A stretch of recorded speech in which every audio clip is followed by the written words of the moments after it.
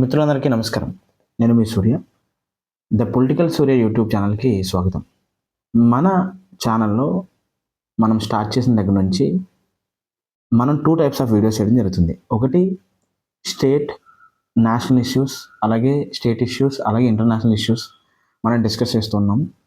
దానితో పాటుగా ప్రత్యేకంగా Indian polity series or Indian constitution series అనేటువంటిది మనం చేయడం జరిగింది.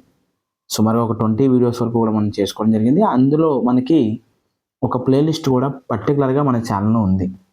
ఒక పక్క కాంపిటేటివ్ పీరియడ్లో పాలిటీ క్లాసెస్ కావాలనుకున్న వాళ్ళు చూడొచ్చు.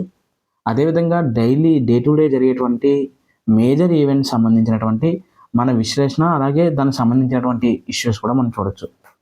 ఇండియన్ పొలిటికల్ ఇష్యూస్, న్యూస్ అనేటువంటిది మేజర్గా కవర్ చేస్తూనే ఇండియన్ పాలిటీ వీడియోస్ కూడా మనం చేయడం జరుగుతుంది.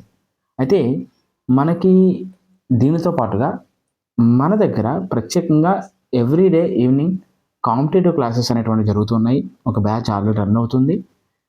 ఆ బ్యాచ్లో కనుక జాయిన్ అయ్యి రాబోయేటువంటి ఎనీ కాంపిటేటివ్ ఎగ్జామ్ రాయడానికి సిద్ధంగా అవ్వాలి అనుకునేటువంటి వాళ్ళు ఎవరైతే ఉన్నారో వాళ్ళందరూ కూడా నెంబర్కి 8341494241 ఈ నెంబర్కి డిస్ప్లే చేస్తాను. ఈ నెంబర్కి మీరు కనుక అప్రోచ్ అయ్యగలిగితే సో మనం ఫర్దర్గా డిస్కస్ చేయొచ్చు.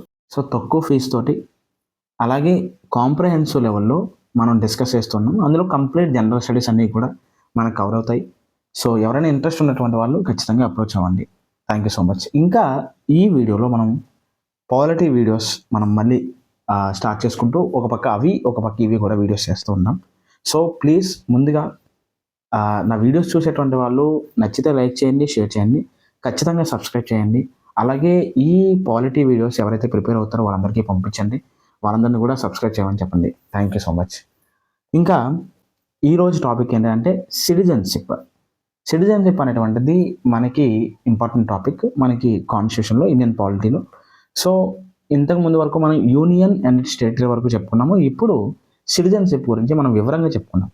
ఎన్ని వీడియోస్ అయితే అన్ని వీడియోస్లో మీకు వివరంగా తక్కువ టైంలో ఎక్కువ మ్యాటర్ ఇచ్చే విధంగా నేను వీడియోస్ చేయడం జరుగుతుంది. So please do subscribe. మళ్ళీ చెప్తున్నాను. సిటిజన్షిప్ అంటే ఏంటంటే there is a relationship between person and country. అంటే ఆ వ్యక్తికి ఉన్నటువంటి రిలేషన్ తెలియజేస్తుంది. ఫర్ ఎగ్జాంపుల్ మనం భారతీయులము, నాది భారతదేశం అని చెప్పుకుంటాం. అంటే మన భారతదేశ భూమి అనేటువంటిది నా భూమి అనేటువంటిది. అలాగే చైనా, పాకిస్తాన్, అమెరికా అనేటువంటిది. ఈ రిలేషన్ చెప్తుంది సిటిజన్షిప్ అనేటువంటిది. అయితే దేశంలో సిటిజన్స్ ఉంటారు, ఏలియన్స్ ఉంటారు. ఏలియన్స్ అంటే ఫారినర్స్ అంటాం. వీళ్ళకి తేడా ఏంటి? అదేవిధంగా సిటిజన్స్ ఉండేటువంటి రైట్స్ ఏంటి? ఏలియన్స్ కూడా రైట్స్ ఉంటాయా? ఇవన్నీ కూడా మనం ఇప్పుడు చూద్దాం. పర్టికులర్గా సిటిజన్స్కి ఏలియన్స్కి మధ్య తేడాను మనం గమనించాలంటే సిటిజన్స్ అనేటువంటి వాళ్ళు కంప్లీటెడ్గా పొలిటికల్ రైట్స్ అన్నీ కూడా వాళ్ళకు ఉంటాయి. అలాగే సివిల్ రైట్స్ కూడా వాళ్ళకు ఉంటాయి. సివిల్ రైట్స్ అనేటువంటివి ఇటు ఏలియన్స్ కూడా ఉంటాయి, కానీ ఖచ్చితంగా పొలిటికల్ పార్టిసిపేషన్ రైట్స్ మాత్రము ఓన్లీ సిటిజన్స్కి మాత్రమే ఉంటాయి. So civils and political rights కంప్లీట్గా ఎంజాయ్ చేసేటువంటి వాళ్ళే సిటిజన్స్. ఫర్ ఎగ్జాంపుల్ మనం ఓటు హక్కు వేయొచ్చు, ఎన్నికల్లో పాల్గొనవచ్చు. ఎవరైతే భారతీయులు ఎవరైతే ఉన్నారో ఎన్నికల్లో పాల్గొనవచ్చు, ఓటు హక్కు వేయచ్చు, అన్నీ చేయొచ్చు. కానీ ఈ ఏలియన్స్ అనేటువంటి వాళ్ళు ఓటు హక్కు వేయడానికి కానీ, ఎన్నికల్లో పోటీ చేయడానికి కానీ, దేశంలో అత్యున్నతమైనటువంటి పదవులు పొందడానికి కానీ వాళ్ళు అర్హులు కాదు. కేవలం వాళ్ళు వస్తే వాళ్ళకి ఇక్కడ ఉండడానికి, కొన్ని రోజులు ఉండడానికి, జీవించడానికి, తిరగడానికి మనకి ఎలా అయితే రైట్స్ ఉన్నాయో అలాంటి సివిల్ రైట్స్ మాత్రమే ఉంటాయి తప్ప మనకు ఉన్నటువంటి పొలిటికల్ రైట్స్ అనేటువంటి ఉండవు. ఇది బేసిక్ డిఫరెన్స్ మనకి సిటిజన్స్కి, ఏలియన్స్కి అనేటువంటిది మనం గుర్తుపెట్టుకోవాలి. అయితే రాజ్యాంగంలో సిటిజన్షిప్ సంబంధించి ఏమేమి అంశాలు ఉన్నాయి, మనకి ప్రాథమికంగా ఏ అంశాల గురించి మనం తెలుసుకోవాలనేది ముందు చూసి తర్వాత అందులోకి మరింత వివరంగా వెళ్దాం. సిటిజన్షిప్ అనేటువంటిది యూనియన్ లిస్ట్లో ఉంది. అంటే కేంద్ర జాబితా.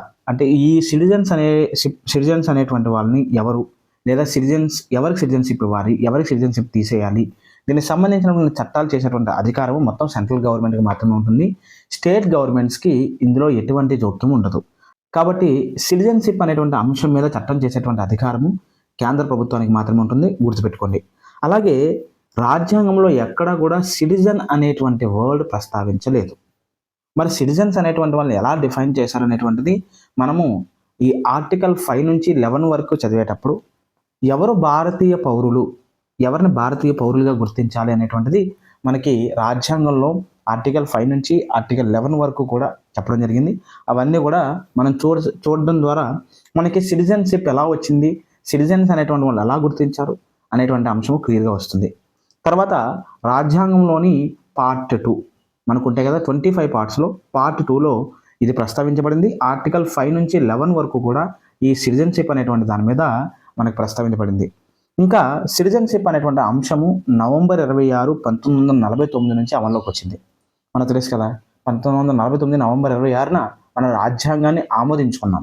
కానీ రాజ్యాంగం అమల్లోకి వచ్చింది ఎప్పుడు అని అంటే 1950 జనవరి 26. అయితే ఈ 2 నెలల తర్వాత ఎందుకు వచ్చింది అనేటువంటిది ఎప్పుడైనా వీడియోలో చెప్తాను, తర్వాత వీడియోలో చెప్తాను. అయితే ఈ నవంబర్ 26, 1949 ఎప్పుడైతే రాజ్యాంగాన్ని ఆమోదించుకున్నామో అదే రోజున మనకి సిటిజన్షిప్ అనేటువంటి అంశం కూడా అమల్లోకి రావడం జరిగిందనమాట. ఇవి మనకి రాజ్యాంగంలో ప్రత్యేకంగా ప్రస్తావించినటువంటి అంశాలు. ఇవి మనకి ఎగ్జామ్ పాయింట్ ఆఫ్ వ్యూలో చాలా చాలా ఇంపార్టెంట్. Next article 5. ఆర్టికల్ 5 అనేటువంటిది ఏం చెప్తుందో ఇప్పుడు చూద్దాం.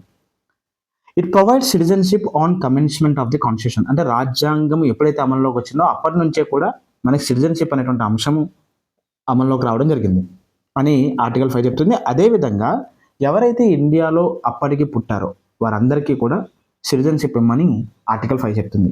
అంతేకాకుండా ఎవరైతే డొమిసైల్ ఎవరైతే ఉన్నారో, అంటే ఎవరైతే అప్పటికి భారతదేశంలో పుట్టకపోయినా భారతదేశంలో నివసిస్తున్నటువంటి వాళ్ళు ఎవరైతే ఉన్నారో వాళ్ళకు కూడా మనకి సిటిజన్షిప్ ఇమ్మని ఈ ఆర్టికల్ 5 చెప్తుంది. అయితే ఈ ఎవరైతే డొమిసైల్స్ ఎవరైతే ఉన్నారో వీళ్ళ యొక్క పేరెంట్స్ ఖచ్చితంగా భారతీయులు అయి ఉండాలి.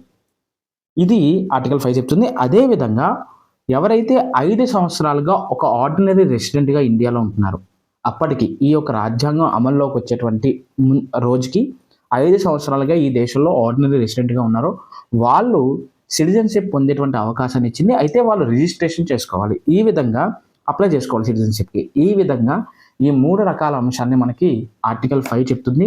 కాబట్టి article 5 is very much important for the examination. తర్వాత ఆర్టికల్ 6 ఇదేం చెప్తుందనంటే ఎవరైతే పాకిస్తాన్ నుంచి మైగ్రేట్ అయ్యి ఇండియాకు వచ్చేటువంటి వాళ్ళ గురించి చెప్తుంది.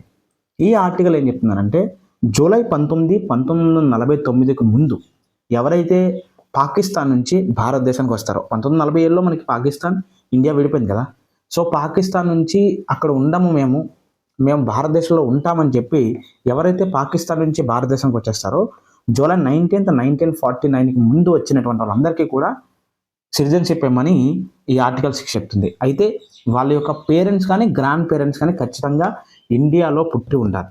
అలాంటి వాళ్ళకి మాత్రం జరుగుతుంది. ఒకవేళ జూలై 19, 1949 తర్వాత వస్తే కనుక వాళ్ళు రిజిస్టర్ చేసుకోవాలి. తర్వాత వాళ్ళకి కొన్ని రూల్స్ అండ్ రెగ్యులేషన్స్ ఉంటాయి. తర్వాత వాళ్ళకు కూడా సిటిజన్షిప్ అవ్వడం జరుగుతుంది.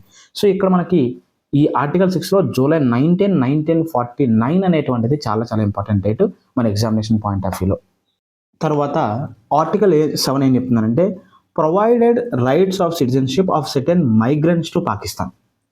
పాకిస్తాన్ మైగ్రెంట్స్గా వెళ్ళిపోయినటువంటి వాళ్ళు, ఇండియా నుంచి పాకిస్తాన్ వెళ్ళిపోయినటువంటి వాళ్ళకి సిటిజన్షిప్ ఎలాగా అంటే ఎవరైతే మార్చ్ 1, 1947 ఆఫ్టర్ మైగ్రేటెడ్ టు పాకిస్తాన్కి వెళ్ళిపోయి తర్వాత పాకిస్తాన్లో ఉండలేము, మేము భారతదేశంలోనే ఉంటాము అని మళ్ళీ ఒక కన్ఫ్యూజన్ స్టేట్లోంచి మళ్ళీ ఇండియా నుంచి పాకిస్తాన్ వెళ్ళిపోతారు, మళ్ళీ పాకిస్తాన్ నుంచి ఇండియాకి వచ్చేస్తారు. ఇలా వచ్చిన వాళ్ళకి సిటిజన్షిప్ ఇవ్వమని ఆర్టికల్ 7 చెప్తుంది. ఎందుకంటే కొద్ది ఉదారమైనటువంటి భావనతోటి ఆర్టికల్ 7 ఉంటుంది. ఎందుకంటే మనకి ఈ పాకిస్తాన్ ఇండియా విడిపోయేటప్పుడు కన్ఫ్యూజన్, ఇండియాలో ఉందామా పాకిస్తాన్లో ఉందామా. ఈ బార్డర్ ఏరియాస్లో ఉన్నటువంటి వాళ్ళు చాలా ఇబ్బంది పడినటువంటి సిచ్యువేషను. సో మనకి ఒక పక్క ఆగస్ట్ 14 నైట్ జరిగినటువంటి సంహారం, చాలామంది హిందువుల్ని ముస్లిమ్స్ వాళ్ళు చంపేయడము, తర్వాత ముస్లిమ్స్ని హిందువులు చంపేయడము, చాలా పెద్ద మారణ హోమం జరిగింది. అయితే ఈ యొక్క సందర్భంలో చాలా కన్ఫ్యూజన్ స్టేట్లో సో కొంతమంది ఇండియా నుంచి పాకిస్తాన్ వెళ్ళిపోవడము, అక్కడ బాగుంటుందని మళ్ళీ పాకిస్తాన్ నుంచి ఇండియాకి రావడానికి ప్రయత్నం చేశారు. వీళ్ళకి సిటిజన్షిప్ ఇవ్వాల్సిన అవసరం ఉందని చెప్పి ఆర్టికల్ 7 అనేటువంటిది గుర్తించిందనమాట.